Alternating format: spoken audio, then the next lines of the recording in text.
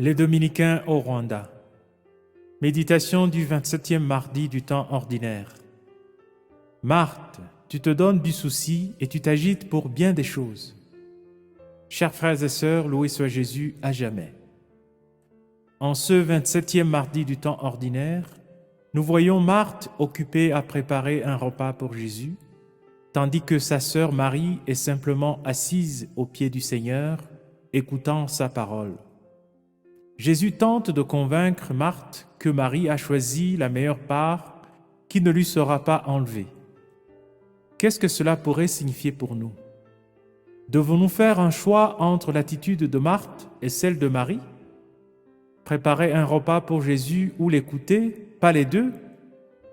En effet, Jésus n'entend pas rejeter les efforts de Marthe. Il nous invite simplement à mesurer l'importance de l'attitude de Marie. Comme pour d'autres aspects de la vie chrétienne, il ne s'agit pas seulement de l'hospitalité ou de la parole de Dieu, mais des deux. Il y a une place pour l'hospitalité de Marthe et une place pour l'accueil attentif de Marie qui écoute la parole. Alors, qu'en est-il de ma vie? Est-elle bien équilibrée? Frères et sœurs, l'enseignement de Jésus nous invite à regarder notre vie quotidienne. Il est si facile de perdre notre équilibre dans le monde d'aujourd'hui. Il est tellement facile de confondre nos priorités. Il est facile de perdre de vue ce que nous faisons et pourquoi nous le faisons. Que devrions-nous faire alors? L'Évangile d'aujourd'hui nous invite à nous arrêter chaque jour aux pieds de Jésus dans la prière, comme Marie l'a fait. Dans la prière tranquille, aux pieds de Jésus, nous pouvons voir les merveilles que Dieu fait pour nous.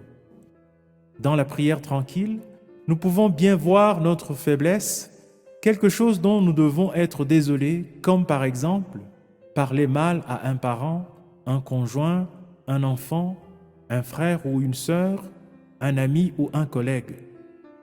Dans la prière tranquille, nous pouvons avoir la lumière et la force de Jésus et être capables de faire face aux nombreux défis de la vie.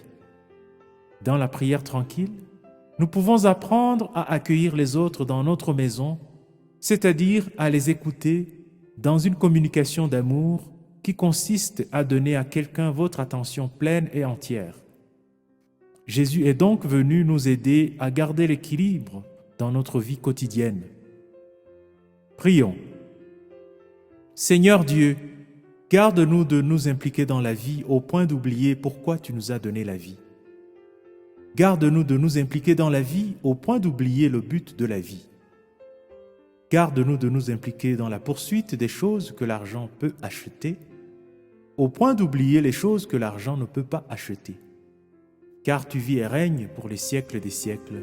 Amen.